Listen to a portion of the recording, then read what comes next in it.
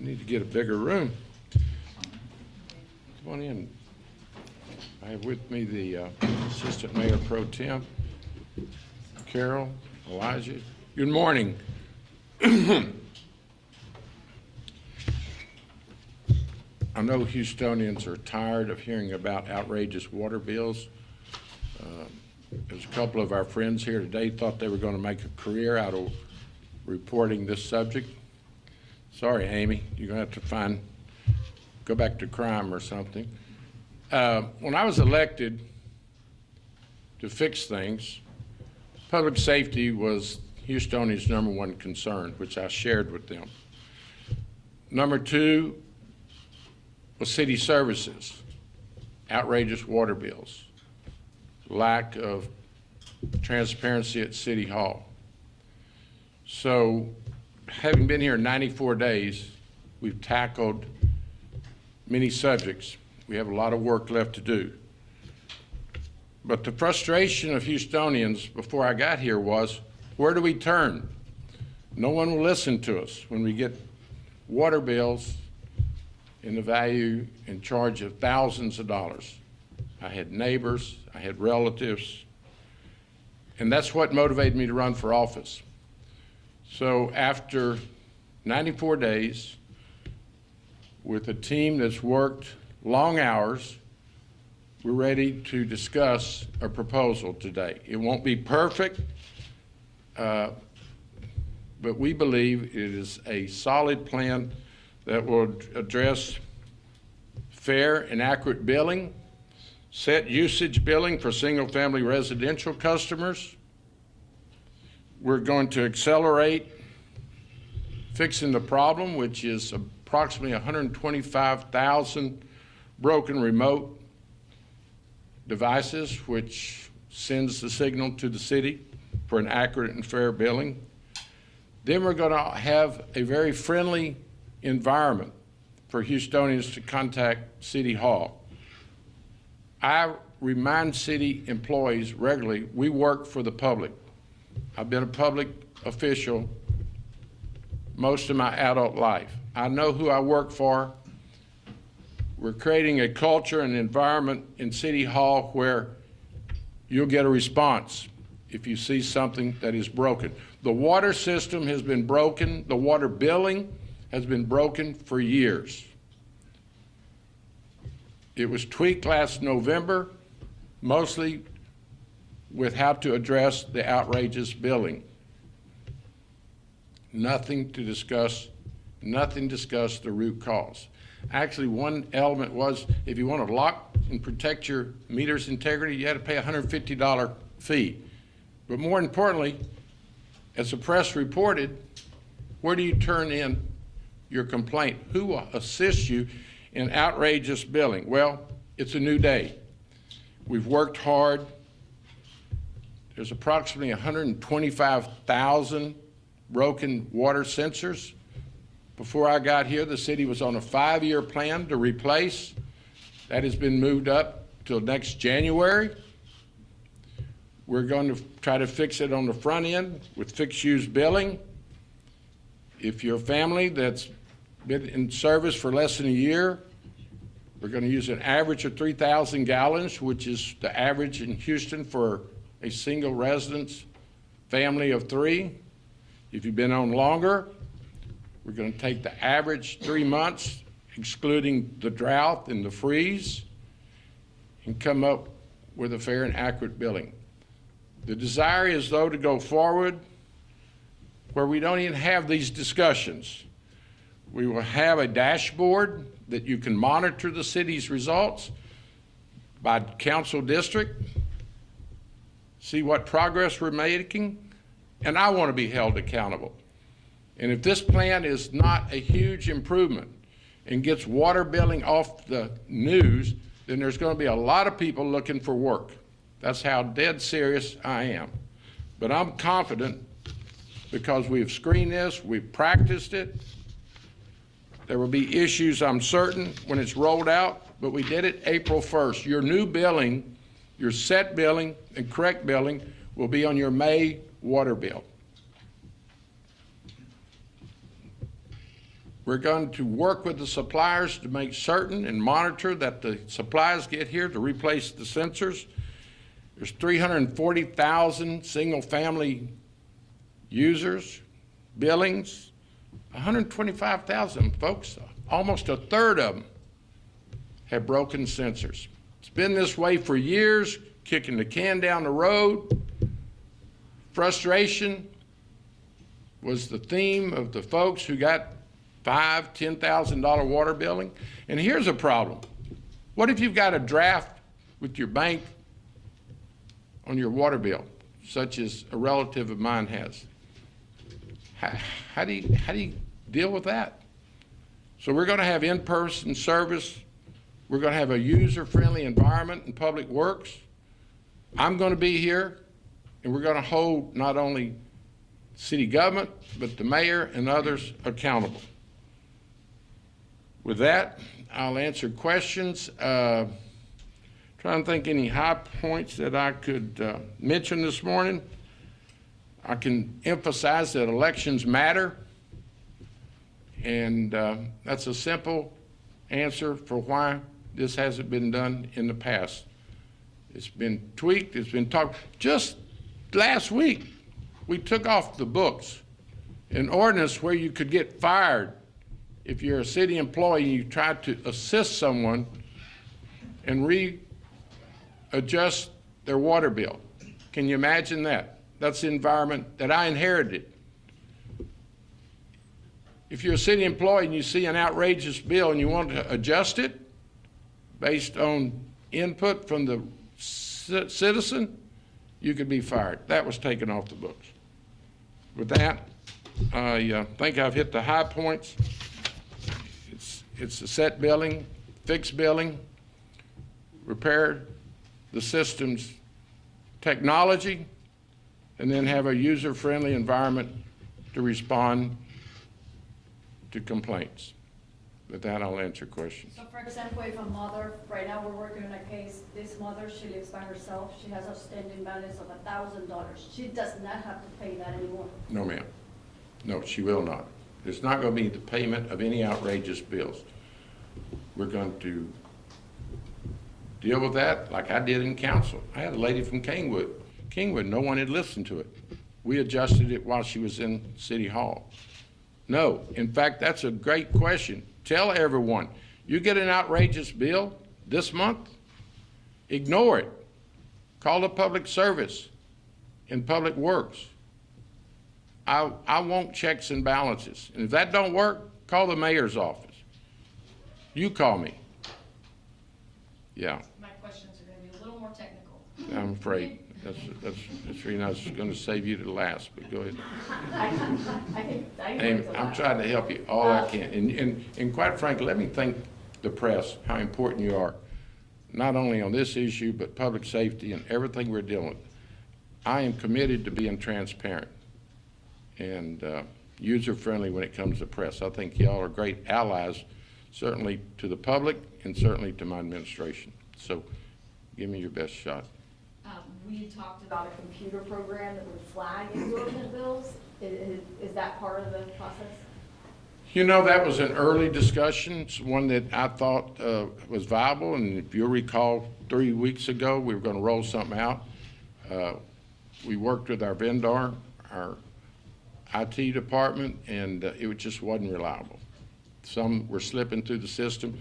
So we came up working with the team of having a fixed use, and that got rid of the outrageous, and it's much more accurate than waiting for a computer to pull down a horrific bill.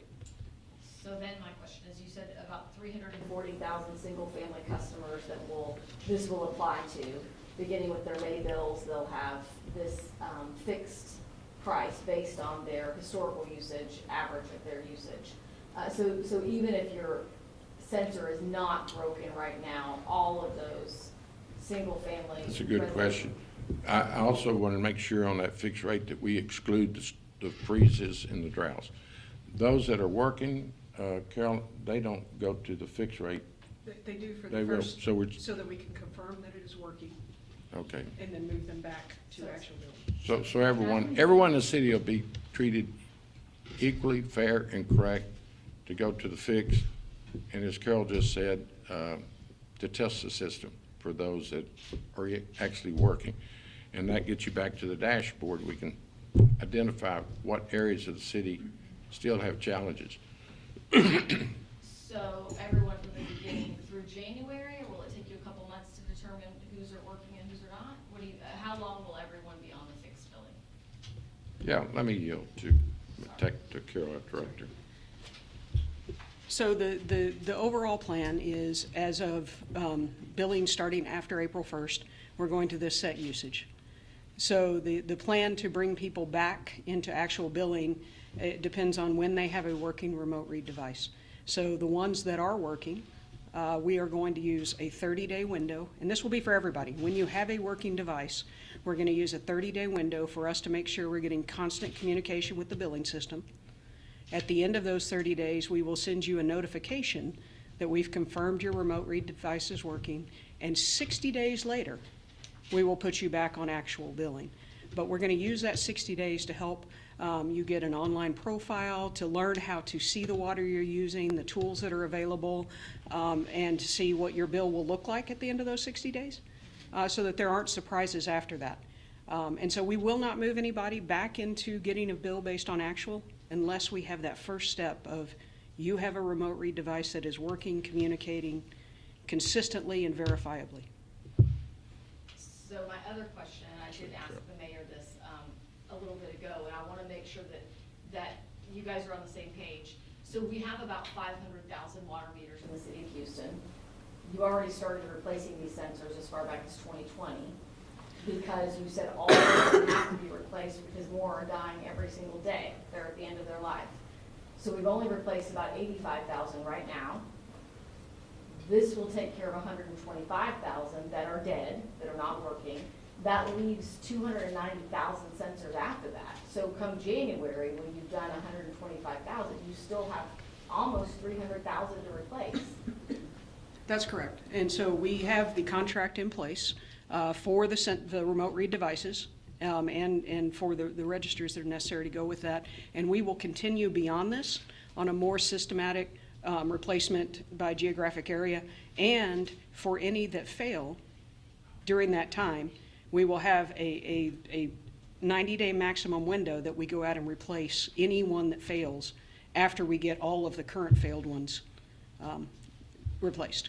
So it'll be systematic and it will be reactive as new ones fail.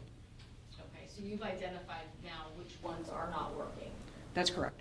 And you've mentioned at council before that those are not in any one area. Those are all over the city. They are all over the city. And when you go log into the dashboard after this, you will see that they're spread across council districts. And I will say fairly evenly. There are 2 council districts that are lower than the others because they're predominantly multifamily versus single family, so they have lower numbers just because they have less meters in those districts. We've talked to a number of people, and I haven't done a ton Hey, of by the way, surveys. we are on the same page. Okay, just making sure. We've talked to a number of people, renters in apartment complexes, that they are not the water customer for the city of Houston, but when their landlord gets this bill as a commercial property, it's impacting, I mean, what, like 50% of Houston are renters. How are we helping those people? So one of the reasons that we decided to move the single-family residential to this fixed usage was because we had the 125,000 that we didn't have the resources to go out and manually read. When you take those out, there's about 105,000 that are single-family residential, so there's about 20,000 in all the other customer classes.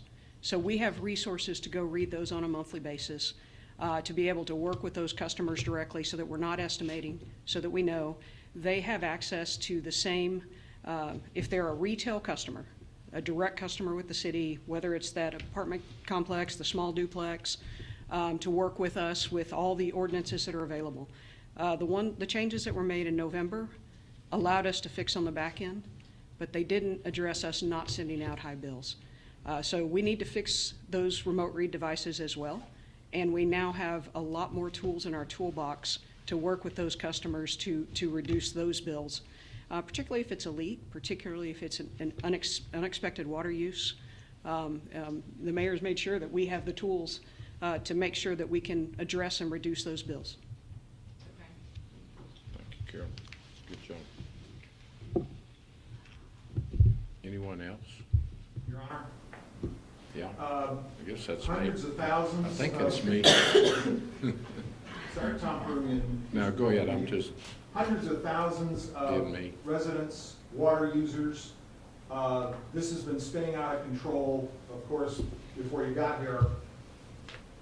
Sooner or later, somebody's gonna go talk to a lawyer. Is the city ready to handle legal action, especially if this gets moved up to class I'll just say, status? we'll cross that bridge when we get there. I had not anticipated legal action, but we have a fine city attorney, and I'm certain you can find a plaintiff lawyer to take action, because there's too many of y'all in this room today, probably. You know, it's, I think this user-friendly environment, if someone has an outrageous water bill and they want to address it, we've done it already. Actually, I've got involved in council meetings and say, would you work my staff with Public Works, and we're not gonna hold people up. We want accurate, fair water bills. So if someone's paid one, the draw on the bank I mentioned a while ago, let's address it, and we will. We're here to serve, and I mean that as sincerely as I can. So if there's an attorney that has a concern, I'm certain they'll speak to Arturo and the city attorney, and we'll work it out. Mayor, how much is this plan going to cost? Beg your pardon? How much is the plan going to cost? I think I saw 36 million. What figured on? So it's just under 35 million Yeah. in direct costs Mhm. that were over 5 years that are being accelerated to 1 year. So it's the same cost, whether we do it quickly or Yeah, ahead of time. 36 million. Got it. And I know we saw a series of 9 different reforms under the Turner administration. Are any of those reforms that we saw in December going to be reversed under your new plan? I'm gonna be honest with you, I'm not gonna ask Carol to revisit that, and it's really not necessary to go back. The problem is, when I got in office, this problem existed. We made it a priority. We've worked long hours, and we are laying out a proposal that we believe is fair and accurate going forward. We accelerated the replacement of the sensors. It's just a matter, you can't fix something in government if you don't recognize that you have a problem. And I just don't believe this has received the priority in previous years, previous months, that we're giving it now. We're committed to make this work. If we have to tweak it as it starts being implemented, we'll be open-minded to that, but we're gonna listen to the residents. It's been a light moment, but I'm really serious. We're all tired of hearing about this. And I do understand several of you have really done a great job of bringing this to the forefront, to the front. And we're not gonna kick the can down the road. We're putting the resources, the staffing, the friendly environment that just hasn't been on display before, because elections matter. Mayor, this addresses the issue of billing, but Yeah. there's also the issue of the cost of water, which has been going up, and there are scheduled increases. People feel some sticker shock there. Can you talk about trying to, look for an opportunity for some relief? Well, Greg, I know who you've been listening to. He's on your show. I'm cost conscious. There were other agreements made in the consent decree before I got here. And it would be nice to not have had that implementation April 1 that was set in motion by previous administration. But when you weigh it, it is an agreement with the EPA for wastewater. We do have a broken infrastructure. I am concerned about our water supply.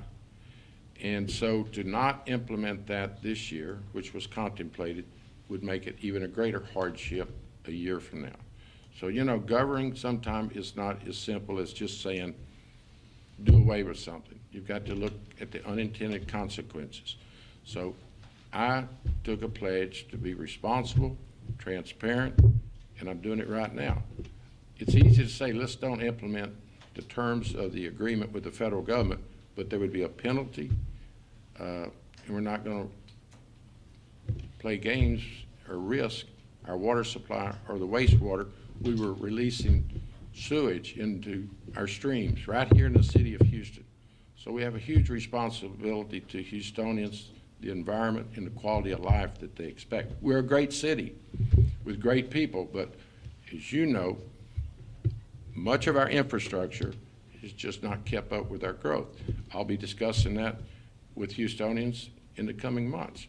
We have a great city, but we've got to protect it, maintain it, and be prepared for the tremendous growth that we're experiencing. It hasn't been done in the past. I ran for office to fix things.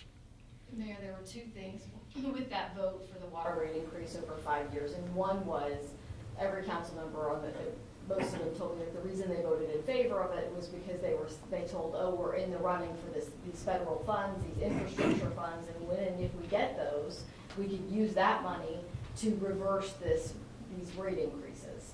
And I know that some of the council members have asked in council, where did that money go? Or did we get any of it? Or can we use any of that for that? It's being implemented in our infrastructure. They know it, well, some that have been here. You got what, 7 council members that have been here as long as I have. They inherited the challenges that I did. So, you know, in all due respect, we could have had this transparency and discussion months ago. So no one likes the cost to go up. It was a agreement based on critical needs. You know, think about it. Who in the past has talked about the sewage going into our streams in the city of Houston? I am this morning, and that's the reason we're committed to fixing our infrastructure. I'll tell you another one I worry about. I sit around, keeps me up at night. What would be some of the worst case scenarios? Has anybody kept up with Jackson, Mississippi? Months without functioning water supply. We have some water treatment plants, not the treatment, water treatment plants on the front end that are being held together with baling wire and tape. You know, we did go 2 months last year without, 2 days last year without water. And so we're committed, and the team, of being very transparent, telling Houstonians how great our city is. But you know, I get a call at 5 in the morning, there's a major water main broken in the med center on Fannin. Can we go forward with operations that day? So, you know, I'm gonna put a face on the challenges Houston faces. And we hadn't even talked about public safety and first responders, but it starts there. If you're not safe, if you can't expect an ambulance to pick you up with when you're having a heart attack, we're in a heck of a mess. And we got ambulances running from Richmond and Highway 59 all the way to Kingwood. So let's talk about that one, but we're gonna be transparent. Parks. I got a parks director who says he has to shuttle workers to the work site because he doesn't have vehicles. Not to mention solid waste. They're working 18-hour days, 6 days a week, and we're making a difference. I got home the other evening at 6:30, and my neighbors are high-fiving me because our recycling and our garbage got picked up the same day. So there's been a transformation, there's been a generation of improved morale and transparency since I got here, and it's only going to get better. By January, let's say we're done with this, we get the 125,000 sensors in, we still only have 290,000 to go. But if during the time that you're replacing those sensors and people are on this fixed rate, using their average usage, then you get the sensor in and you can see that the read is reading that they use way more than that fixed rate. Because you'll see, are they now going to have to pay the amount that they used over that whole time? Or how are you going to do that? Because then what will you start their meter reads at? How can you just, you can't start their meter over?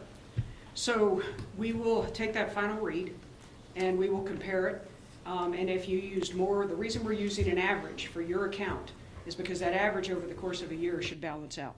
But if you used more, we're not going to go back bill that. We will start with the read when we bring you back on, and you'll start there as basically a 0 and you'll move forward from there.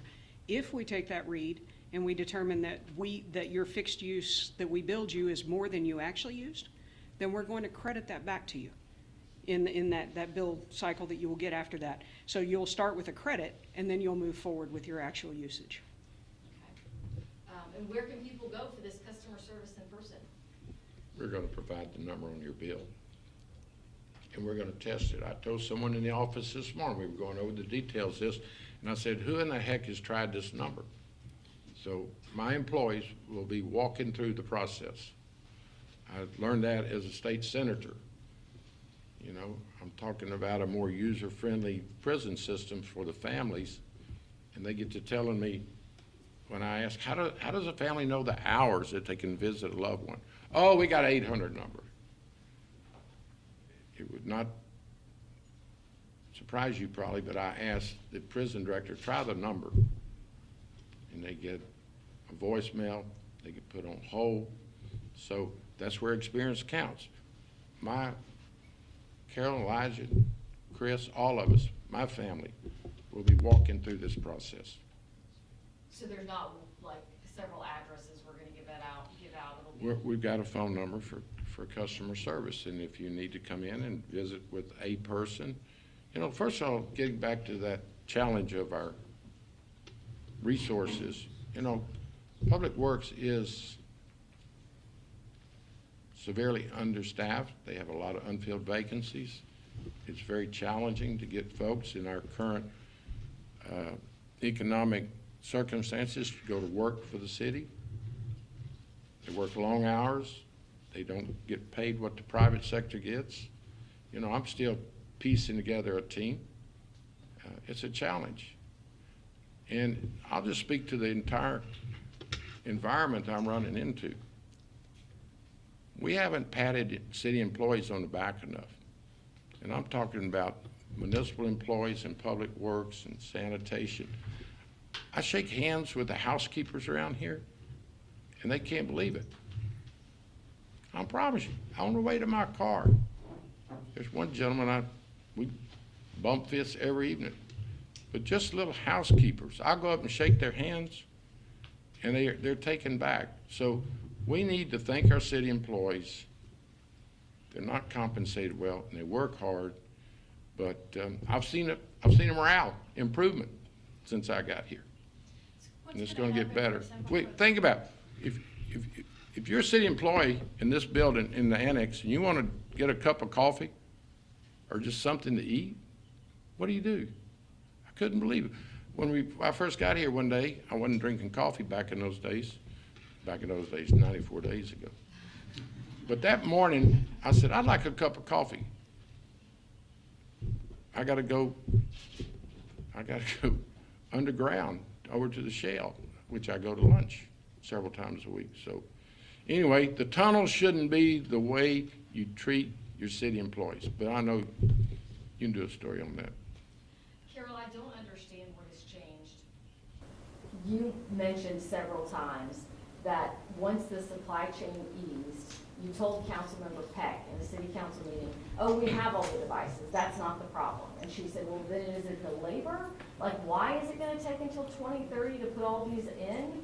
And you said, it's just, yeah, then you said it was the labor. So how are we speeding it up but paying the same? Because we have a new mayor. It's just that simple. I'm not gonna let Carol get into debate with you what was said before I got here. Okay. I ran for mayor because we had some broken systems. So it's just not something I'm going to engage where we go back and review what someone said or didn't do. She had a different boss then. We're Just not make. gonna hold her accountable for what she said. I'm telling you, you hold her accountable for what she's doing today. And that's only fair, and I think most of us realize that. Mayor, for those family that. And those council members are saying a little different thing when they interviewed you, or you look at the video in previous months and years versus today. You know, previously, they wanted to send stuff to committee. I've seen the video in the last 24 hours where they argue, Mayor, send it to committee so we can have some input. All of a sudden yesterday, there was a different position. I respect that. But let's be fair. Yes, ma'am. Okay. For those families that they used to pay, for example, $60, $80 a month for the water bills, and now. How much? $60 or $80. Oh.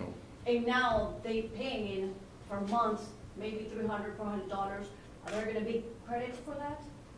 Yes, that's what we just said. We're gonna review any outrageous water bill. That's why we're here, to make it fair and accurate. And if you have one that was broken and outrageous, we're gonna have a system where they can review it. And as Carol just said, you'll get a credit. Mayor, given the fiscal challenges Yeah. and the deficit, Sure. lots of chatter about a garbage fee. Have you dug deeper into it? What's your take? We need revenue. Is that a good place to find? I think we put everything on the table. You know, previous mayor said it wasn't sustainable. And I would be at home or at the office listening to that, and I'd say, fix it. But as so much that we're discussing today was kicked down the road, to me, I think partly intentional. Certainly that's on the table. All major cities have that. But first, Greg, we're gonna look at the efficiencies. We're gonna see how public sanitation can do a better job. It's been improved in the last 94 days. It's not just my neighborhood, which is great. I don't know if they know where I live or not. It really doesn't matter. But Garden Oaks, Oak Forest, in fact, across the city, it's better. So we've got to, before I ask the public to spend any more money, new revenue, you name the source, we've got to do our audits, our due diligence. I have been pleased in my meetings. I was supposed, with the sanitation director, I was supposed to go last week at 6 in the morning to talk to his employees. The president came into town, so I couldn't do that. Felt I needed to be there to welcome the president in my official capacity.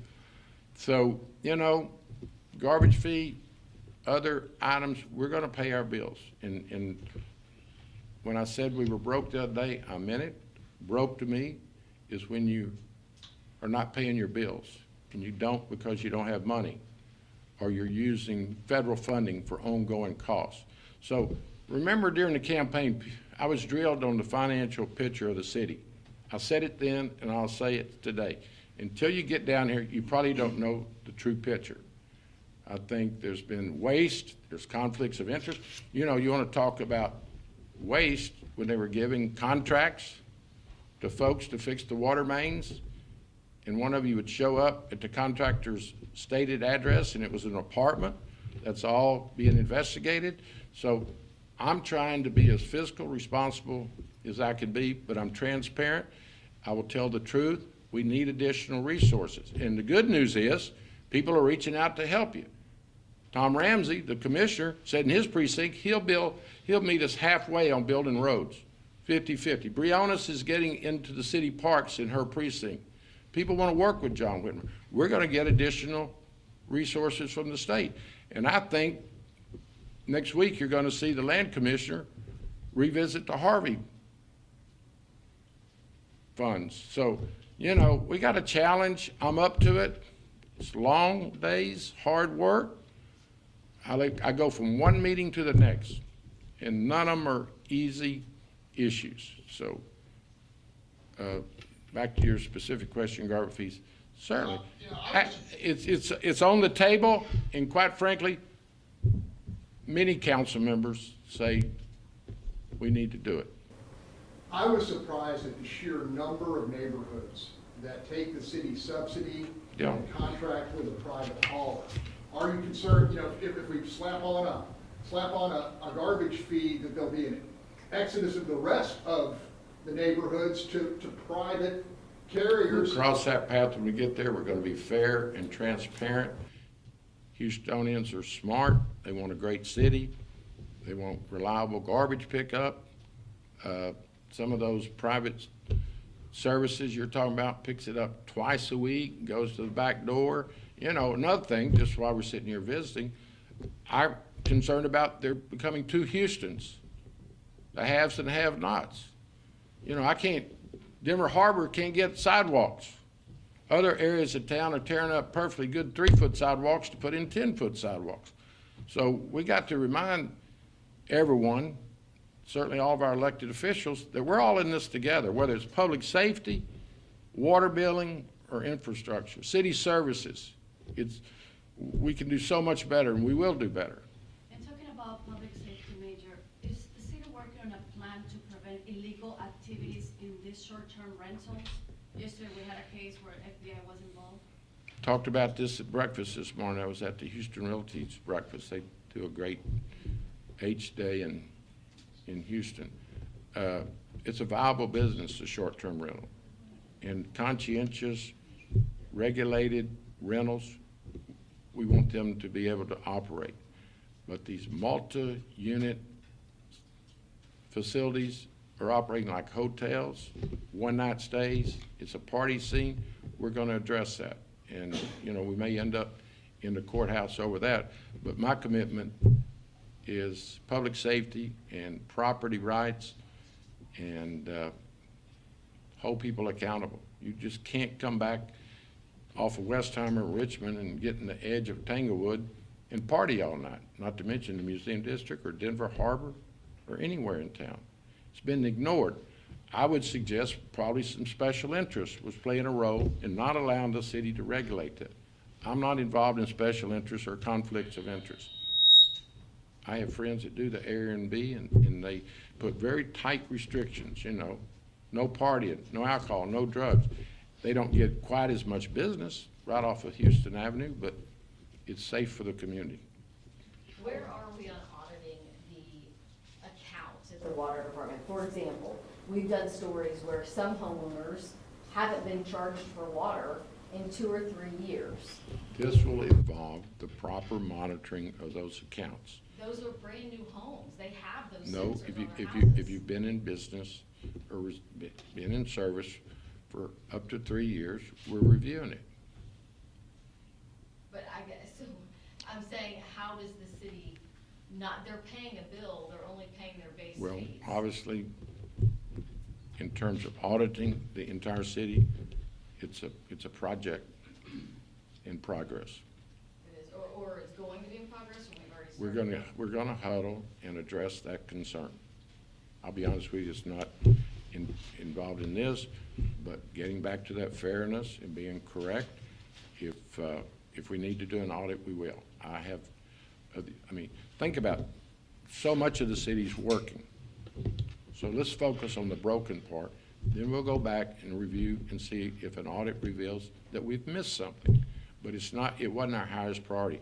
We're trying to deal with the outrageous water bills, stop those billings from going out, fix the problem, and if you still have questions about your water bill, we'll sit down with you. We'll get to a citywide audit. You know, quite frankly, we're going to do a citywide audit of most departments and their services. In fact, we've got a meeting this afternoon to start talking to on that plan. Yesterday, Councilmember Alcorn mentioned with some proposals or some discussions about how to make up for the budget shortfall, and that one of the things that was discussed with the finance director was leasing from the water utility, basically taking money from the water utility for the pipes and stuff that run underground on the city's right of way. Franchise fee. Yeah, taking it from this combined utilities fund that is so huge because of increased water rates. Everything's on the table, and I'll be visiting with Councilmember Alcorn, with our department heads, and we'll address that. How will the plan apply to businesses? Huh? How will the plan apply to businesses? The businesses, most of the sensors are working. I've looked at the numbers. We have over 500,000 connections. Most of the complaints have come, the broken sensors have come from the residences. So, Carol, you want to add anything how we treat the businesses? It just hasn't crossed my desk as our highest broken model. So the big deal with the businesses is because we are not going to be reading the single-family residential for the next few months, we have the resources to go read every business, every industrial. We have the resources to do that, so there won't be estimations, so that will be resolved by redirecting our resources. That'd be good. Anything else? I got to go to work. I have a question. Okay, we're in real estate services, and my number is on a sign around the city, and I get calls continuously chewing me out because their water bill is high. Wow. That's why we're here today. I'm sorry you've been inconvenienced, but Do we, this is kind of a joint effort. is this I and Amy are trying to roll something out this morning. So Mayor, can we the mention the number that you're website talking and the about, QR is code? it the? Yeah, Carol's more focused on responding to you than I am. So we are creating a single point of contact for people to start from at improvewaterbills.org. And there's a QR code up here on this that, and we have some handouts that will be available that are both of these with the QR code and the website, improvewaterbills.org. From that, you will be able to get to where you can set up account profiles. You'll also be able to see the dashboard of our progress. You will be able to go in, and there's a tab at the top that you can go to your account, you can type in your account number, and you can see whether or not your remote read device is currently functioning, whether it's transmitting to us. So that'll be up there as well. So you'll be able to track it for you at your address, whether or not you have a functioning remote read device. Very good. Thank y'all. If all else fails, call me, ma'am. Thank y'all. Have a good day.